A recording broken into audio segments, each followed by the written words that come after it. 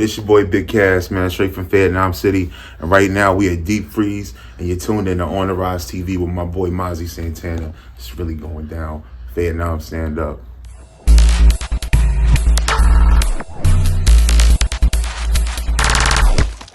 What's the deal, America? You already know what time it is and who it is. It's your favorite host in the world. It's Maserati Santana. Don't forget to put that king in front of that Maserati. I got an exclusive guest here with me.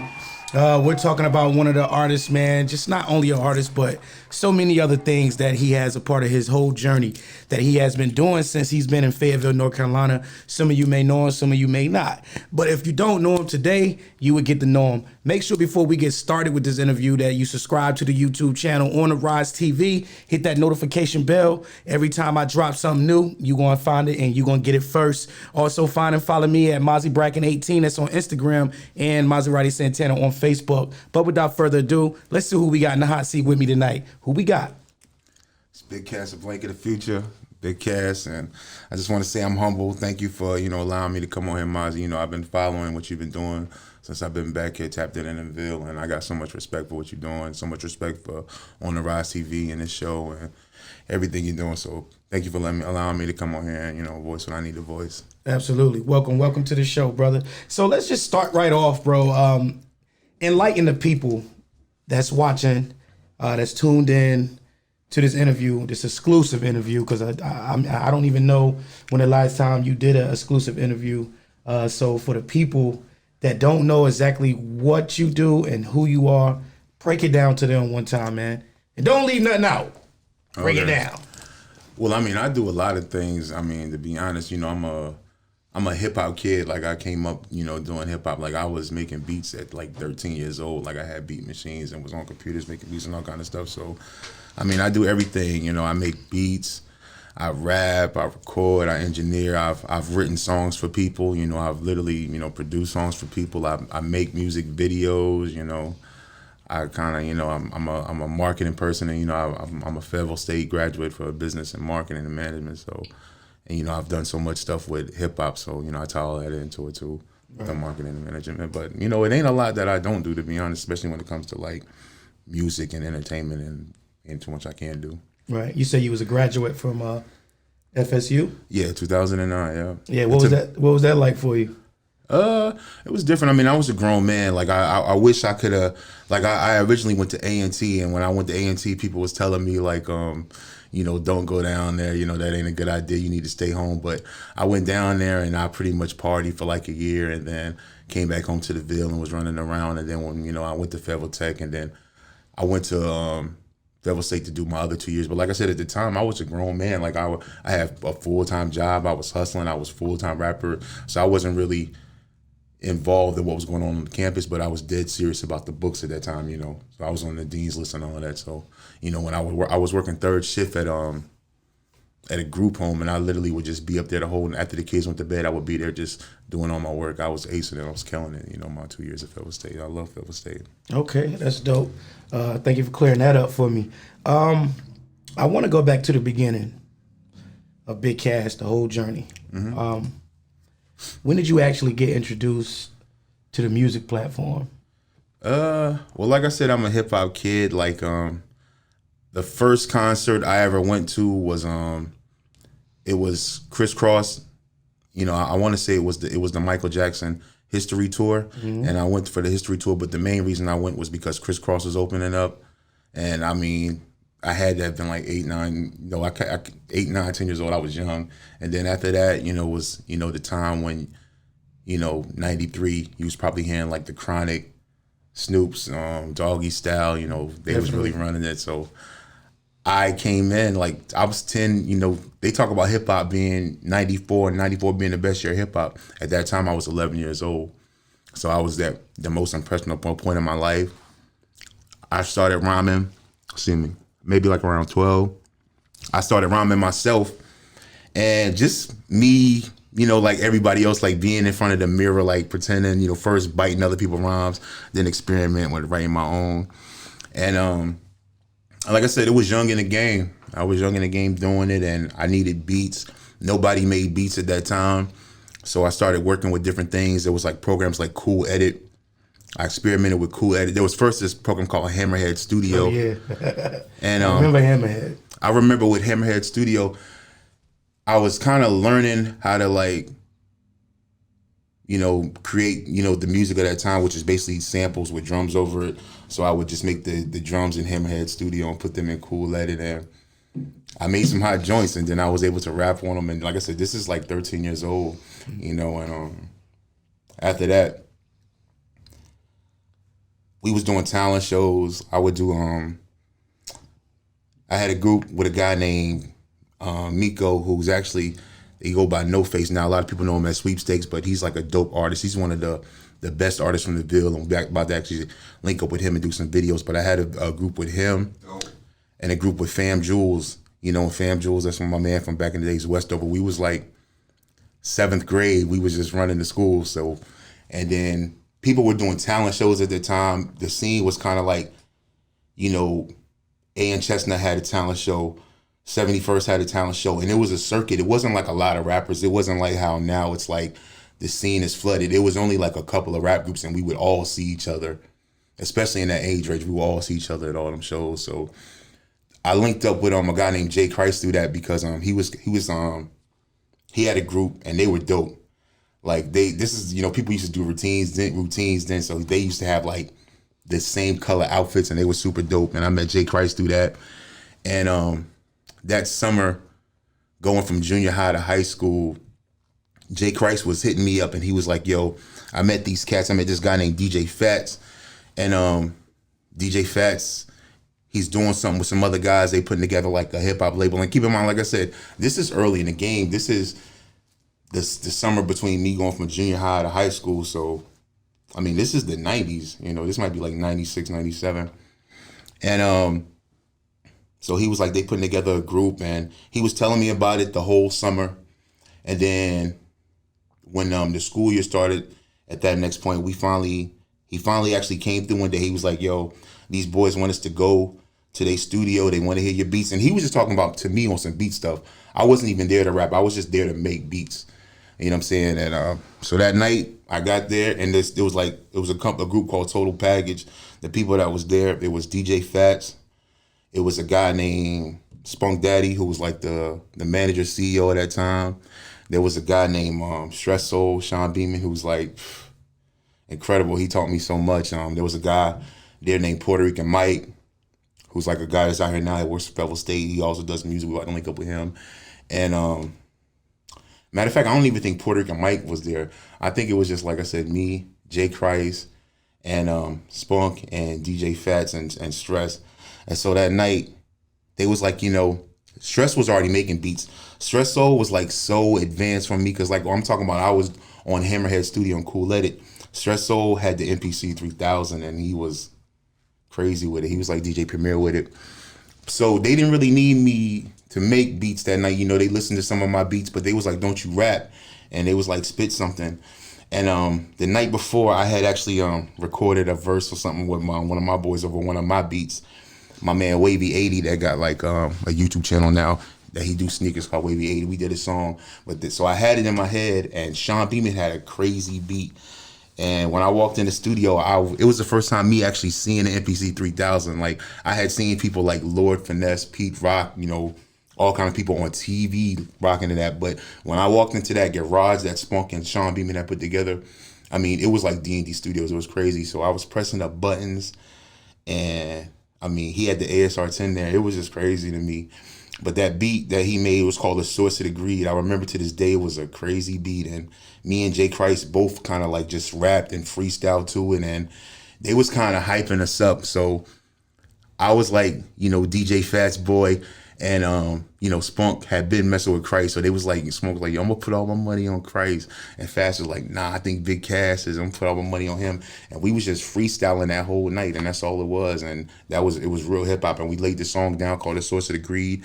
And it was a classic. The first day that we came together to meet as Total Package, we made a classic record.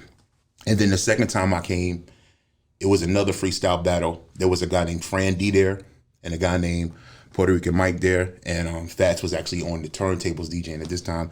And this was how it was back then. Like, they would basically, if they heard that you rhymed, they would get you in there with other people that rhymed, and you had to basically rhyme together and see if you was really that nice. And I mean, I held my own. There was some people in there, especially like Fran. Fran was one of the craziest people in history, and I remember I held my own that day and went on to work with Total Package, and Total Package be my family for a long time. And Total Package is my family today. Total Package is a serious entity. People in Fayetteville have Total Package tattooed on their arm. A lot of them. I don't have it, but I wanted to. I love it so much. I love the family so much, especially. So it seemed like Total Package was not only just a group that was formed, but it was more of a movement. Definitely, yeah. It was one of the first movements in Fayetteville history, especially like on that level. Yeah. Okay. It was dope because, like I said, Spunk was a heavy dude that was in the community, and he actually ran clubs and everything. He had a lot of popping clubs. He was bringing down different artists like Trina, P.D. Pablo. So I mean, we was doing that 20 years ago, hopping in that. It was definitely a movement. So to take it back, 93, 94, when you was like 8 years old, Well, I was born in 83, so 93 I was 10. Yeah, so about 10, like 11. I said, when the Chronic and all that was coming out. Right. Are you the only child? You had siblings? I was the only child, yeah, definitely. Okay, so you had a lot of personal time to create craft. Definitely. Like I said, my parents would be at work. My mom wouldn't get home till like 6. My dad wouldn't get home till like 8 or 9 because he was a barber, so they didn't even close the shop till like 8:30. But from like 3 o'clock on, I would be there, like that computer. Or I could take computers apart and put it back together. I could take radios apart and put it back together. I could take VHSs apart and put it back together. But yeah, I spent a lot of that time just, listening to a lot of hip hop and, being creative and big into like geek and technology type stuff. So when you was doing all of that, practicing in the mirror too, like I'm pretty sure it was plenty of times where you can elaborate on it. Mm-hmm. Has it been any time where your parents walk in the room or you in there and you in the mirror, you might got a hairbrush and you just using that for the mic, and they discover that, hey, wait, so, my son might be a star one day, like he's into music. How did they accept that when they noted that you was really trying to do music? Did they support you? Did they help you along the way? What was that like? So I remember one time in the 6th grade, right? This is when I was in 6th grade, and right around that time, Bone Thugs had dropped their first joint, the Thuggish Ruggish Bone, and I was just so into hip hop mode. And I was in school in 6th grade writing, and the teacher seen it and seen all the cuss words and called my dad. And my dad actually came up to the school and like beat me on the playground. You know what I'm saying? And then I remember. He beat you on the playground? Yeah, good. He's a good dad. Like, that was back then, then, like, that's different. that, I would have been I'm a crazy, insane person. I would have been a lot crazier if I had not had that discipline, in my life and been a different person. So, but yeah, he definitely did that. And like I said, I remember another early thing, just like I was listening to the Old Dirty Bastard Return to the 36 Chambers, the dirty version, and I used to just listen to it so loud. I remember, and my mom is very forgiving, but I remember she finally came in one day and was like, yo, it's so much cursing in there, it's so crazy, like turn that off, like. But as far as when them finding me rapping, I mean, they wasn't as supportive at the beginning, I think, because I was so into it. Like, I was literally like not going to school and stuff over rapping. Like, we was like, we was taking trips to New York. We took a trip to New York one time to do a song with a guy named Nation, the Millennium Thug. And this is, he was a big artist at the time because at that time, Nas had just dropped the album. And he made out, and he was on Nas' album. They had a song like "This the Last Words of a Hanging Slave." Mm-hmm. And so he was on the Nas album, man. Through Spunk, we went up there to do him. I mean, I literally missed like 2-3 days of school doing that. And looking back, my mom wasn't tripping. I mean, it was what it was. But later on in life, especially my father, they really would go to be really supportive when my dad seen people in the community always coming in the barbershop like, yo, your son is the truth. Like, he's dope. Like, he's going to be that guy. He's the man. Now he's going to be that guy. So, yeah, it's very supportive, yeah. Right. And coming out, 94, 95, I think Big came out in 94. Mm-hmm. So they said the greatest year in hip hop. Exactly. So Big came out in 94. You was a Biggie fan. Definitely, of course. Yeah. How did that inspire you? Can you say Biggie was one of the artists that inspired you during that time? Because you had other artists. You had Craig Mack. Yeah. Craig Mack was on Bad Boy label before Biggie was. So I liked Craig Mack. Probably at that time, I probably liked Craig Mack more than Biggie. People pushed, Biggie on me because me being a big guy, they like, yo, you didn't, he was on that player stuff and it was dope. People try to push that on me. But yeah, of course, I'm a big fan, yeah. But Big wasn't the main person. The people who really, and when I speak about me, the people that was around me that time, especially to, like I said, like Sweepstakes and Fam and them, what we really was listening to, we was really listening to that Purple tape, that Raekwon the Purple tape, Okay. that second Nas, that It Was Written. Mm-hmm. We was really listening to that first AZ, that Do or Die, and those are probably the three records that really made all of us, to be honest. Right. You wasn't listening to Illmatic? Well, yeah, but like I said, that was a little bit before my time, to be honest, because like I said, you think about Illmatic came out, I was 9 or 10 years old. Yeah. But when It Was Written came out, now I'm like 12 or 13, so I'm right in that mix right then at that time. And like I said, I remember first seeing like the trailers for that, the message that Fake Thugs, No Love on MTV, like, yo, we was on that. Yo. So you came from the group Total Package.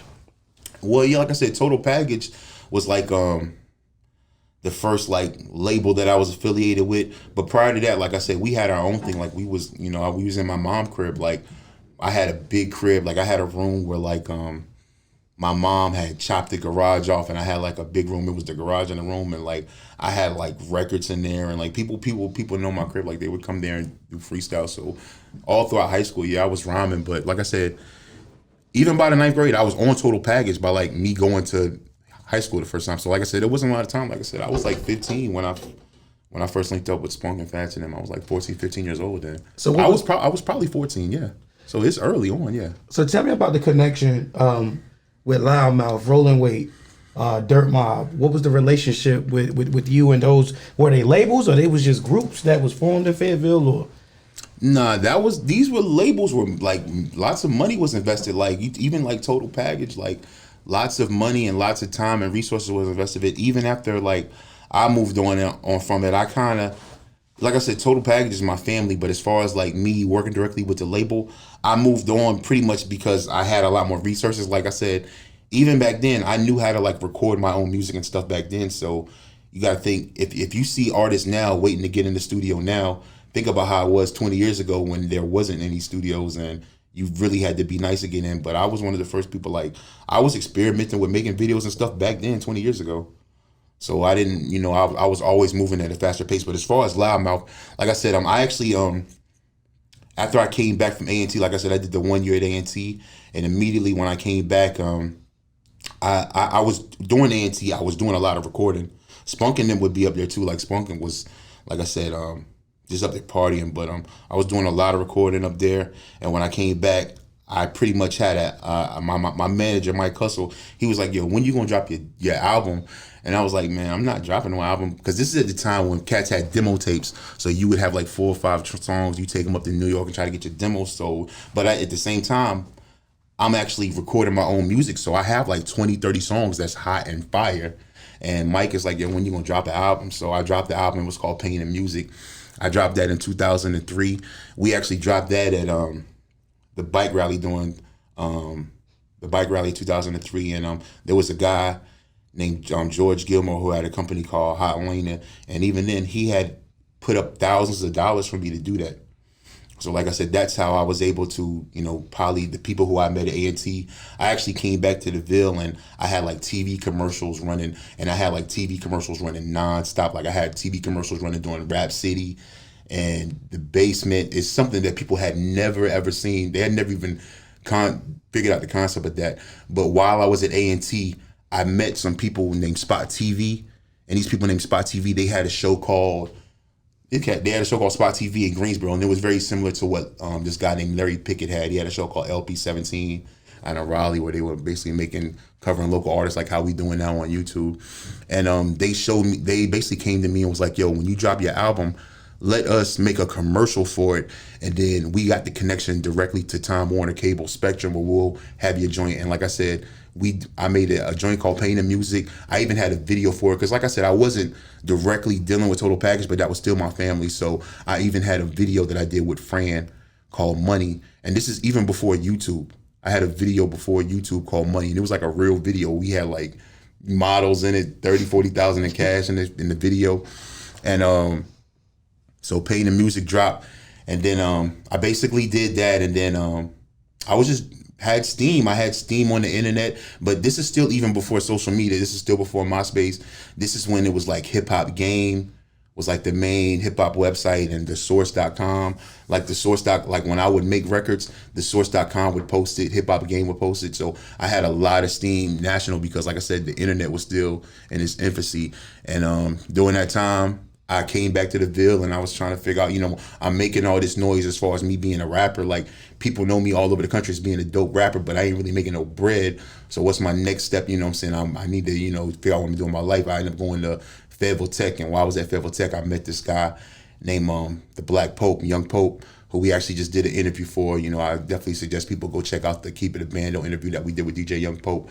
But he was a guy, he was a young guy. He was a street guy. Like I said, at that time, there was a lot of money out here in Fayetteville. There was a lot of money all over, probably all over the country in the South at that time. Like I said, it was a very different environment. But he was like, I've been DJing. I got some money to put up, and we're gonna go hard. And we started Loudmouth, and to start off Loudmouth, I basically put out the first single for Loudmouth. It was a joint with Remy Ma. And this is lit at the time, because at the time, Remy Ma, she had a song called Lean Back with Fat Joe and the Terror Squad. That was like, Mother, there's no dance, we just. And at that same exact time, when that joint is like that joint is number one on the Billboard, we went and we just dropped a bag on her to do the collab, and we did that. We did some joints with her, Pastor Troy, Stack Bundles, who was like a guy. Rest in peace, Stacks. Yeah, I did a song with him. You can find the song on Apple Music now, and other places you might be able to search it. And Mr. Cheeks. I mean, it was all kind of artists that we was just doing stuff. Some that we was dropping bags on. Some that was just rocking with us because, like I said, at that time, I mean, I was kind of almost on a national level at that time. Because, like I said, the internet, the rap game wasn't saturated like it is now. And so from that point, we did that for a minute. The first single was that Call Me, and then we had another single with Pastor Troy that we had. And we had a little bit of creative differences because, and like I said, if you go look at that Keep It a Bando video, they'll even talk about it. Like at that time, we were doing what we thought. And as far as we thought, Fayetteville was about rappers really rapping. Like we came from like messing with my guy Vic Frost, like with Spunk. We was doing like the Friday Night Shockwave with Spunk, and we literally would just go up there and just rap and freestyle. We cared like people, and that's where I first met Rain. People like us, we cared so much about raps and bars and spitting. And at that time, these people are investing millions of dollars in what I'm doing. And the hottest thing that's been going is Little John and the East Side Boys. And it's going from Little John, East Side Boys to like Mike Jones, Slim Thug. And so they like pushing me to do this because this is what the radio want. And, you hear those stories about how they just, you get to a record label and then the A&Rs is just so much creative differences. But we kind of just parted ways on some peaceful things because me and the guy, DJ Young Pope, we had such a real good relationship. We parted it, and the plan was to put, Cakes and them in there and Rolling Weight to take my place. And the money that I had spent, we just tried to transfer it as much to what they did. And I was just going to go on and just do my thing alone, and they would go on. And which is exactly what they did. They went on and they spent years, they literally went on tour, and, they were selling out, just off the strength of them going around with Pastor Troy and Mr. Cheeks and them. They were literally just doing the chilling circuit, and they killed it. And they was, like I said, they was down in Atlanta during the time when BMF was down there, and they was messing with Zaytoven, Gucci Mane, Jeezy. They did songs with all of them. They did mixtapes with DJ Scream. So shout out to them. And I'm very proud, even though I wasn't, directly involved in the large portion of that. I take so much pride in like being there and helping organizing and, starting to put it together. And shout out to Young Cakes, who was, one of the dopest rappers in Fayetteville, definitely one of the dopest freestyle rappers, you know what I'm saying? People know him for. And, when I came back, I was looking at some of the Fayetteville hip hop videos and all this out there. I mean, I'd be damned if Cakes ain't in half of them. Like, Cakes mess with everybody. He run with everybody. And shout out to Rolling Weights too. Rolling Weight is a legend. Like, Rolling Weight is a legend in this area out here where we at, yo. So talk to me about what was the impact like with the Friday Night Shockwave with Vic Frost? It was legendary. It was epic, man, because like I said, this is before the internet. But just to start off with, the Shockwave was like, it was just the idea we have. I don't know completely if it was Spunk's idea. I don't know if it was Vic Frost's idea. I don't know if it was their idea together. All I know is one time Spunk called me and was like, "Yo, we gonna go to the radio tonight and we gonna rap." And we went to the radio and rapped. And from that end, you know, people was just telling me like, "Yo, everybody in CCJ's was listening to it. Everybody on the yard out there, and you know, in Raleigh was listening to it. Like everybody in the prison was listening to it. Everybody was messing with it. Everybody that was at home had their tape decks ready." And we went up there a couple of times. It became actually like a big thing where all the artists were going up there and rapping, and it was a thing that I wish we were doing to today. I wish we could organize it today and put it back, because there's so much lyrics and bars that's not in this right now. But like I said, the most famous one I tell him was like the third time that we went up there. The third time we went up there, this time Spunk called me and he was like, "Yo, come meet me." And when I came and meet him, he had this hustler that everybody knew by the name of Little Ronnie. You know, Little Ronnie had just copped the Benz coupe, and everybody was saying, "Yo, Ronnie got the coupe. It's crazy out here." But Ronnie was like, "Yo, you got to go meet my little brother. My little brother be rapping. He's nice. He do this, he do that." So we like, okay, whatever. We go over there, and you know, it's Rain in the trailer. Rain, 13 years old, like literally just turned 13. And I swear the boy had just nothing but books of rhymes. And he just spit. I mean, he did that even when I was around him in his 30s, he did the same thing, like would literally just spit. But he was doing that even at that time. And then that night we went, and I swear it was me. I'm not sure if Fran was there. People have this tape, and even Cakes was saying he had a tape. I need to go listen to it. But I remember my man Murder being there. I remember my man Puerto Rican Mike being there. I remember Spunk being there, and Spunk just saying, "Yo, like Vic, don't even go to the commercials. We buying the commercials." Like it was crazy, yo. But the main thing is, even then, like we didn't know, like we got this little 13-year-old kid, and we wasn't old at that time. At that time, I wasn't probably but 17, 18. I was 18 myself. I was an adult. I was 18, but to see a 13-year-old kid just that confident and that nice, I mean, I fell in love with him that day, and you know, I let that do like a brother. You know, to this day, I always will. You know. Rain 910. What was the connection with Keiko? With Young Cakes? Did you meet him with? Because I mean, you explained earlier in the interview that he was sort of kind of like your protege when it was coming towards. Not Cakes, not at all. Cakes was not my protege, not at all. I was never around Cakes that much. Not even when they started doing. Well, I was there at some points, but like I said, I was having creative differences. So at that point, when I left, when I was doing. Like I said, those songs like a lot of those, like those Stack Bundles ones and those Freeway, I literally was going out there and we was doing that on our own. Like I had, you know, my money, you know, people that was around me that was getting money would help me out with that, you know, but I wasn't really around Cakes like that. But where the Cakes come from, I learned a lot about the story from the Keep It a Bando interview that Lizzie did.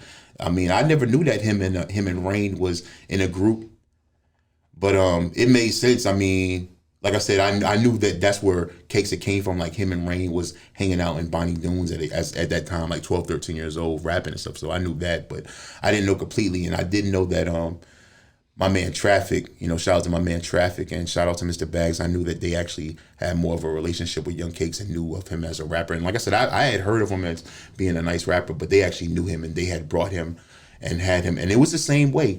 Like I remember. Like when Rollin' Weight and Cakes and them came to Loudmouth, it was the same. Like even back then, and even them being like even like more like Dirty South type rappers, they had to just get on the mic in the studio and they just had to rap against me and rap against everybody that was in the room, and they did their thing. All right, man. Well, listen, we're gonna take a quick break, real quick.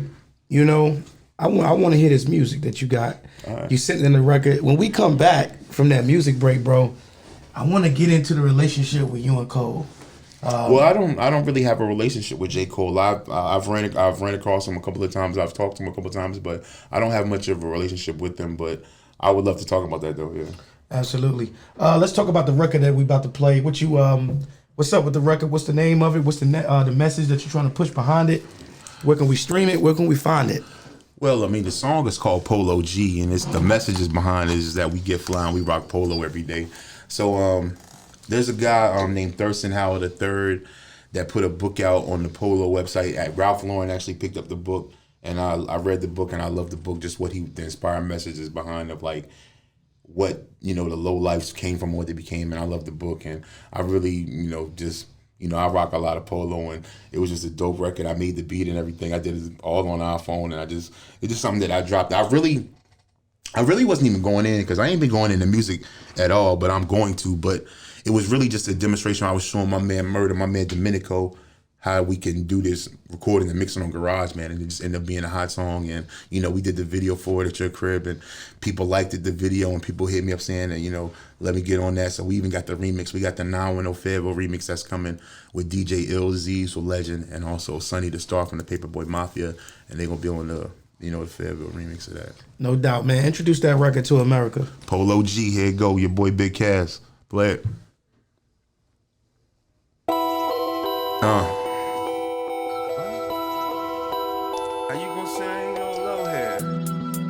Get two of them bucket hats, man. Get two of them buckets. I'm rocking Polo everything. The low life. I need some more bread and more ice. That stay fresh, get money. That stay fresh. I'm rocking Polo everything. The low life. I need some more bread and more ice. That stay fresh, get money. This one is for the low heads. That stay fresh, get money. A dope boy's dream. On your screen, super clean. Thurston Howell, the third kid, back on the scene with a pair of David Robinsons, Wally moccasins. Women's flocking when I'm hopping in a drop top BM with the doors lifting up. All you whores listen up. Drip game, monkey pops. Man, the boy is sick as fuck. Polo down to the socks. Oyster dial on my watch. Diamonds piled up like rocks. Of course your girls on my job. Polo down. Like J Money and Dro, I slay money and go. The spirit got me on go. Polo down.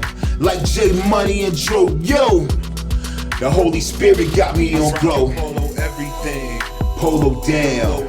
On God. I need some more bread and more. This one is for the low heads that stay fresh, get money. This for the low heads. That stay fresh. I'm rocking Polo everything. Polo down. The low life. I need some more bread and more ice. That stay fresh, get money. And then I said I just did a second, but I didn't even do a second verse. I just repeated the first verse because, like I said, I was just doing this, demonstrating to my man how to use GarageBand, but it was that dope, so we put it out. Facts. Yeah. All right, y'all, man. We got Big Cass in the building with us on the Rize TV. You know what I mean? Showing us how to really do it. Before the break, I mentioned Cole. How do you feel before? Let me. You know what? I want to actually rephrase this question. It's a lot of artists, a lot of people from Fayetteville. They always speak on Cole every time Cole names come up. They always speak on Cole like, why hasn't he signed an artist from Fayetteville? What's your perspective on that? I couldn't tell you. You'd have to ask him. I think he probably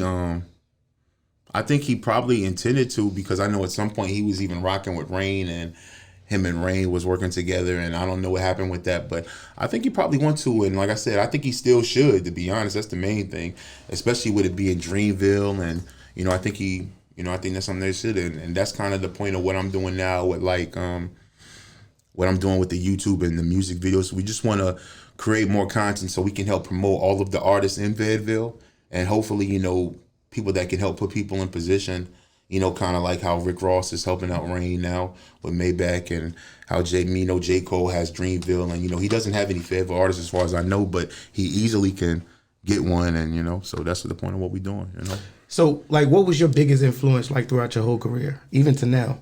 As far as, like, my everything, like anything that you do, videography, trying to help artists, like, what has been your biggest influence still to this day? So, I'll say it like this. During a large portion of the time, the biggest influence was Sin. Yeah. And then right now, the biggest influence is God. Right. Yeah. And you was in the XX magazines too, right? Yeah. Don Diva and all of that. How did that feel? It was dope. At that time, like I said, we didn't even, completely, how much of an impact like Don Diva and all that was gonna have, but ended up being legendary. Shout out to like Kevin Childs and people that did that. Shout out to Feds Magazine. Shout out to, like you said, we was in Double XL at that time. Like I said, there wasn't no internet, so for us to be in, at that time, everybody read The Source, everybody read Double XL. So for us to be in those magazines, I mean, everybody saw that. Even people like Jay-Z saw that. So it was real impactful, And shout out to DJ Young Pope. That was Loudmouth and DJ Young Pope that was financing all of that. Right. So you think most of the celebrities from Fayetteville, the hood celebrities from Fayetteville, the reason they didn't make it, do you think it was because of lack of management, lack of social media? What's your perspective? Because you was back there during that time. So it's certain things that y'all didn't have access to that y'all have access to now. But just speaking on that, and a lot of artists that came out of the Ville that should have made it and didn't make it. Well, I mean, that's a multi-part question that you just asked, but I mean, all of that is selective. I mean, you can even talk about me, and I mean, like I said, I mean, in my eyes, I haven't made it, but I plan to. But I mean, to some people, I mean, some of their favorite records may be big cast records. I mean, you got people like Rain who, like, they may not, Rain may not be achieved everything he can achieve, but I mean, he signed to Maybach Music. He signed to one of the hottest rappers in the game. He got fans that's literally waiting on his albums to drop. And like I said, then you got other people, so people are really respected for what they do, respected for their craft. You got other people who's respected for their craft and they may not have made the money. I mean, it's all subjective what making it is. But as far as like Fayetteville artists, I mean, there's been a lot of people that made noise, but we just need more push. Like I said, I can't say it's social media. Even like in my career, like I've talked about like how like I came before social media and how if I was literally in my prime in the mix of that, I could have used it. But I mean, you never know how things play out. Like you never know, how people get to where they are in their career. It's all subjective, but the main thing is what we doing now. And what we doing now is we promoting artists because we want to get Fayetteville to be popping just like how Atlanta is popping.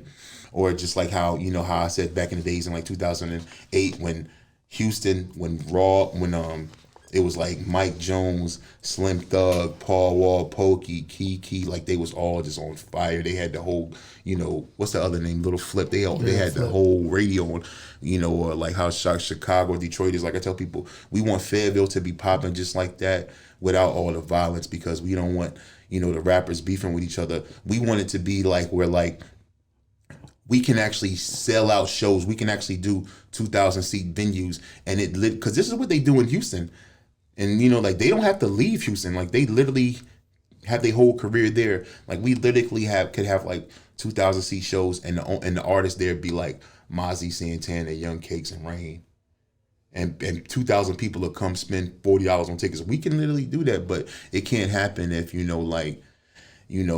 cats is beefing over like they girls and all that kind of stuff. So we have to dead all of that, and we have to make it so that the same people that might be riffing with each other, when we go do them shows, they're happy to see each other. Because at the end of the day, we all Fayetteville niggas and we all cool ass niggas. Niggas might not be, a lot of niggas is clicked up. It's a lot of different reasons, but the main thing is we want it to be on some peace because when it does blow, we don't want where people have to leave Fayetteville and like go to Atlanta or go to LA. We want it to be where like we can stay in Fayetteville and we can have the clubs popping and we can have it just like Atlanta. We can literally turn this place up to where we're bringing in economy into Fayetteville, off of what we doing with hip hop and what we doing with getting stuff lit. That's pretty dope. If you could change something about your past, just in your career, what would it be? I can't change anything about the past. But as far as my career, one thing I will say is the music industry is all about relationships. And, life is about relationships. God put us here to have relationships with each other and to love each other. So life is about relationships, but in the music industry, it's on a whole nother level. The music industry is definitely about relationships. So don't burn bridges for any reasons because we all doing this together. Like, everybody plays a role. And, it's funner when you're doing it together anyway. Mm-hmm. Yeah. Stronger together than apart. You got any last inspirational words for your fans, supporters, anybody out there, that any artists, man, up-and-coming artists, because now you have chosen a path where you want to help upcoming artists? Well, Jesus saves, and like as far as like artists, like go hit up my Instagram, BigCast910. Also on YouTube, YouTube got handles now, so my YouTube is at BigCast910. Go check it out. And like I said, I mean, I'm not even tripping. Like, I'm here to help people. Like, if you got a hot song and you want to do a video for it, hit me up. We'll come together and we'll do the video. We'll do the interview. We'll get you linked up with Mozzie so that way you can come here on the Rize TV and pump your stuff up. And what we're gonna do is we're gonna put full court pressure, all hands on deck, as far as putting Fayette Nam on the internet, on YouTube, on social media, and building a fan base for the artists here, all of us. And we all gonna participate, and it's gonna be dope. Trust me. Absolutely. Sounds dope, bro. Tell the people where to find and follow you at one more time. At BigCast910. Definitely go to my YouTube. As soon as you see this, go to youtube.com/@BigCast910 and subscribe, so that way every time I post a video or interview or anything, you'll get it. And as soon as I get it, share it. Go to my Instagram right now. Go to my TikTok, all of that. Even all the way Twitter, Triller, all of that is at BigCast910. Check out what I'm posting, and anything that you see that you like, go to YouTube and check it, and actually retweet what I'm doing and show it to your peoples, because like I said, we doing this for the Ville and we need all hands on deck. Like I said, represent for Fayette Nam, man. You don't even have to go get no other beat makers and no other artists. We got so much right here in Fayette Nam that's talented, and we gonna blow this up. So go retweet everything I'm doing. Go share everything I'm doing, to add it to your story, and help me in my quest to get these Fayetteville rappers popping. And anybody that's down to help me in any way, reach out to me, man. And like I said, Jesus saves. Absolutely. I'm leaving room for shout outs. Shout out to you first of all, and shout out to Lizzie Leo for all the help she's been giving me. Shout out to Vic Frost, and shout out to everybody that I'm, affiliated with. A shout out to the Wrecking Crew, my man Traffic, my man Domenico, Mike Hustle, Jay Christ, Low Keys, Lambo Low, what I'm saying? Like I said, Rain 910, everybody nice, shout out to, Total Package, Loudmouth, the whole Fayette Nam City, man, to be honest, man. Shout out to everybody that's been rocking with me as far as, the videos that I've been doing. My man Jamie Davis, Sonny the Star, supposed to link up with a lot of people like Yada Man, supposed to link up with Carolina Slim. Shout out to all of them, because it's all gonna be dope, man. And like I said, sorry to anybody that I, forgot out for that right there, but I'm rocking with you, man. It's your boy, Big Cass, holla. Absolutely. Well, let's go and wrap it up for us, man. We have Big Cass. Hey, I appreciate you for coming on the Rize TV, chopping it up, clearing a lot of things up, and lighting the whole platform on Fayetteville history, because that's Fayetteville history. Yeah. So for a person like me that's not from Fayetteville, that's actually tuning in with a lot of artists that come across the hot seat, you have cleared up a lot of things, Can I say one more thing before we get? I don't mean to cut you off, Yes, but sir. one thing I wanted to say too is, like I said, if you go right now and you go on my page and you see like a lot of the live performances, one of the things that I want to do is I want to showcase like all of the talent in a live performance way, and I want to find somewhere where somebody will help me do that, and we can do like that as like a weekly or maybe even bi-weekly thing. And as far as like a showcase talent, so anybody, like I said, anybody out there that can help me in any way, definitely reach out to me on Instagram DM. Sorry to cut you off, brother. No, you good. You good. They need that information. You just dropped a major gem for them. But yeah, tap in with my homie Big Cass. He got a lot of things going on, and he's not Hollywood. He'll reach back out to you if what he said is true. If you want a video, if your music is hot, And I think if your music is not hot, he would still help. Because that's how you get people to elevate, when you try to tap into what they got going on, and you can help them in any type of way. But that's what it is. It's going to wrap it up for us, man, on the Rize TV Season 3. It's your favorite host, Maserati Santana. I thank you guys for tuning in. Always a great crowd, America. Thank you. Make sure you subscribing to the YouTube channel on the Rize TV. Hit that notification bell every time I drop something new. You're going to find out first. Also follow me on Instagram, Mozzie Bracken 18. That's MAZ 2 E's BRA 2 C's KIN 18, and Maserati Santana on Facebook. And shout out to Vic Frost, shout out to Way Too Real, shout out to BMP the label, shout out to everybody that's in Fayetteville, that's an entrepreneur, that's an artist, that's up and coming. Keep doing your thing. The only time you fail is when you stop. So you already know what it is, man. Make sure y'all tune in next week. You already know. Peace, love, happiness. I slay money and go. The spirit.